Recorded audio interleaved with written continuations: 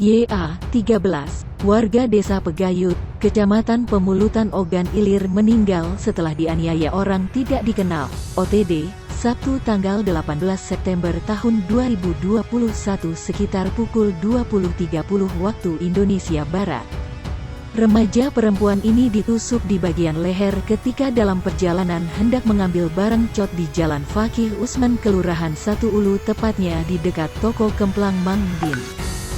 Nyawa korban tak tertolong dan meninggal dunia meski sempat dirawat di Rumah Sakit Bari, Palembang. Korban yang saat itu sedang dibonceng motor bersama saksi korban yang juga teman lelakinya. Wahyu Hidayat, 18, warga desa Teluk Kecapi, Kecamatan Pemulutan, Kabupaten Ogan Ilir.